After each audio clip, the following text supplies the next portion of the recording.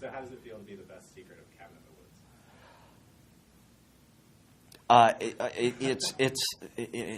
It's odd because you can't really talk about it, I guess. But we have been. Oh yeah. I think we made some big mistakes as we've gone. It's hard not to. It's really hard. I guess it's up to you guys. Whatever you don't say about me, the movie. You could say it whether we talk about it or not. But I think it's part of the fun of the movie is not to know. I think that's a fun. I think it's really fun to get surprised. But I think there are a lot of great movies like All the President's Men. I knew how it was going to end.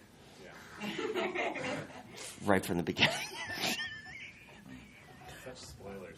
I know. But yeah, I mean, it is really fun to watch a movie that is the result of these two freaks saying, "What would we write if we could write anything right now?" That never happens in Hollywood. It's usually some mercenary desire to sell something, which ends up being a pretty cynical, pasteurized. It's like telling a joke you don't think is funny. When you get this fierce kind of original writing, and it was just great to sit in the theater and have people, really laughing, really horrified, really thinking, and really having no idea what's going to come next. It's just great when a fresh piece of story escapes from Hollywood. Yeah. I'm not a huge fan of horror at all. I'm one of those people that puts my fingers in my ears because I don't like the noises, and I watched every minute of this and loved it. What were you guys looking at on those big screens? Was it blank when you were doing your part? No, he had some footage. He had shot footage, and they didn't have the money really to do green screen and do it after. So he actually used footage that they had shot of the kids before we came, and so a lot of that. I mean, like the party we had when they were throwing the girl into the dock, the great stunt woman. They just tossed her. That was going on. We could see it, Right. And so it was. It's good because it's like they didn't. Had they had the money, they would have probably green screened it, and we wouldn't have seen anything. But we did get to see a lot of it, a lot of the stuff. So I wonder what they told REO Speedwagon, how their song would be used. Yeah. Don't worry. We got this, kid. Yeah. It's very tastefully done. Yeah. Did you ever feel weird about your character? every day of my life. Yeah. Are you kidding me? Our job. Oh, you mean about our movie? No, well, do you ever feel weird at all? Yeah. But I mean, just weird about your role for the director at all. I mean, did you ever think, this is just so strange? No. The metaphor I've come up with is that it's like these guys, it's like animal lovers who work at the Humane Society. You got to put some animals down for the good of everybody else. That should be on the poster. That comes across. You got to put some of the puppies have to die. The puppies must die. The Marley in the poster? Yeah. Sometimes puppies die. Yeah. Need to die. I'm there. Yeah. But I think that's the way they look at it. We were talking about how, you read a thing that is, there's a lot of violence in it. There's, sexing up the teenagers stuff. Or teenagers sexing each other up. And by these two old guys. That's and then there's two guys sitting in their puddles of was. And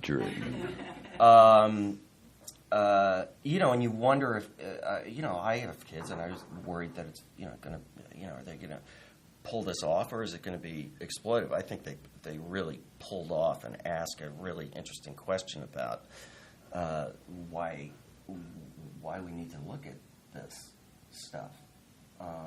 And it is, it's an interesting, complicated question.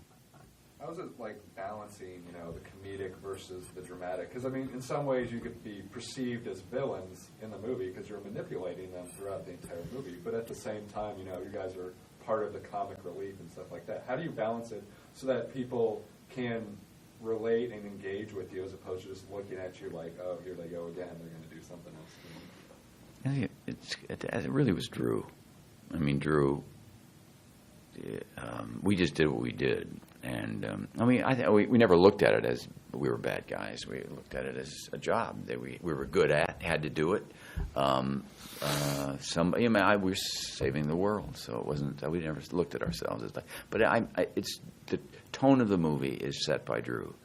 And Drew and Joss, when they wrote it, and then when Drew directed it, you see how he cut it and how it was edited.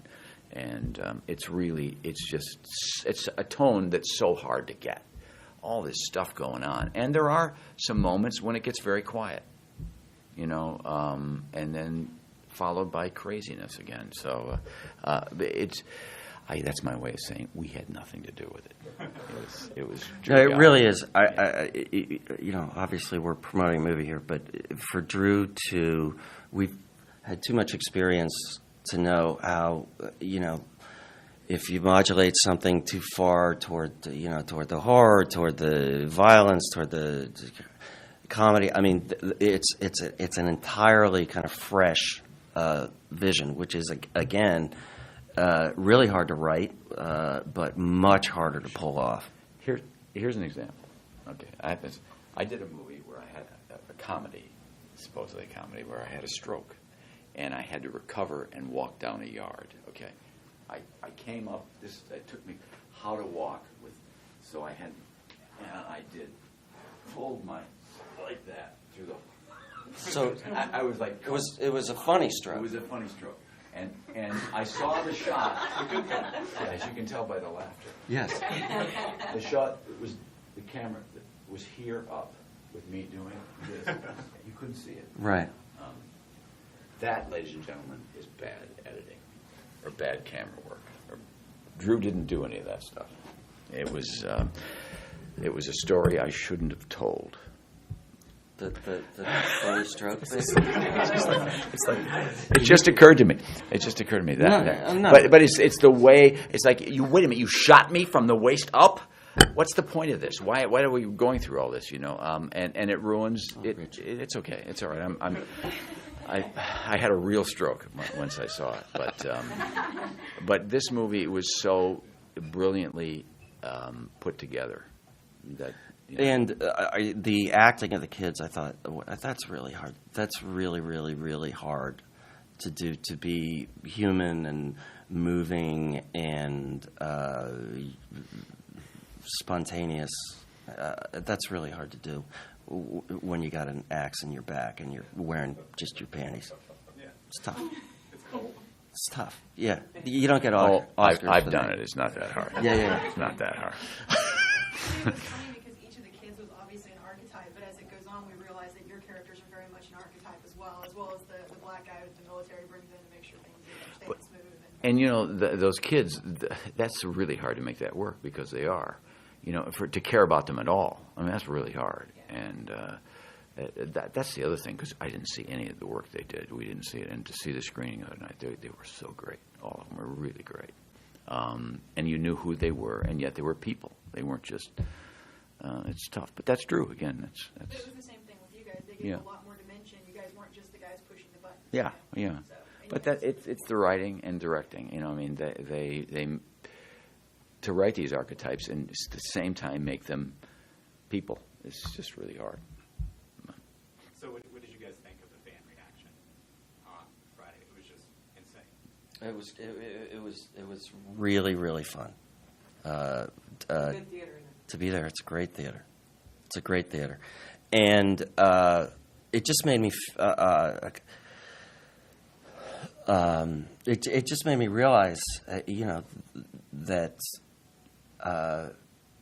it's really gratifying when you have people in control of the story who are communicating it so there's so many cuts that are funny. There's lingering things.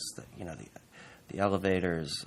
I mean, it's these hilarious moments, and just to actually see it communicated is gratifying. Did you realize you had the best line? Was it just the opportunity to work with Joss and Drew, or was it, you wanted to do a horror film, you wanted to work with Richard? I did want to work with Richard, and I knew that he was doing it, and that was a big draw to me, because I think I can help him. I think there's potential there. He saw that in me. I saw some potential, and I'm so grateful. I just never believed him. So I worked with him a little. No. But I think for both of us, it was just such a fresh piece. I mean, and you're always looking for fresh writing, no matter what the genre or mood or whatever. I think. Mm-hmm. Absolutely. It's after this movie, I did Let Me In, which Matt Reeves and Drew are best friends. And it's like, if I could do two in a row, I was like back to back. I don't know if it was back to back, but I did. And I had never even thought about doing one of this genre of movie. And so I worked with these two guys that are both artists. I mean, they're really artists. And it doesn't really matter what. I turned Let Me In down. Were you going to play the little girl? Yeah. They went a different way. But that to it just didn't matter. It didn't matter. It's cool. It was new for me. Somebody at my age to be in this world with these young kind of hot shots was fun. Well, you do it so well. Oh, I know thank you. it's still really early in the game, but how are you seeing the fan reception of the horror genre versus how your fans react to your other work? They're very different. I don't have any fans, so I couldn't tell Oh, you. yes, you do. Yeah, you do. I got one. You got two, remember? But it's amazing. It's amazing. And Joss, to be in Joss Whedon's shoes, I was at Comic-Con and ran into him. I was there for Let Me In, and he was there for it wasn't Kevin, it was something else. Oh my! I saw this guy walk, and this crowd's following him. It was like an army coming down the. It's unbelievable. Yeah. Well, there's a reason, Yeah. He's really good. He's really smart, and he's really talented. I mean, it's. Sacrificing all those virgins. Yeah, okay, please. Oh, try. really? Was she the virgin? The near virgin. I was thinking Oh, the sorry. I thought the pot smoker was We gonna work with what we get. Oh, that's funny. Yeah. And he turned out that he was the virgin. That would be I funny. was hoping he was the virgin. I know. So somebody else said that too. Yeah. Because you were like, who? And I was like, that'd be so much better if you were like, He he was was not the the virgin. virgin. Because he said we only made out that one day. Yeah, somebody did. That Yeah. would have been great. And we all want the It's coffee like cup. Yes. Telescopic. The telescopic ball. That was good. Yeah. It has to be the Blu-ray case. All right, thanks, guys. Thanks. Thank you. Thank you. So good. Thank you so much. You guys killed it. They won't let us take pictures this time.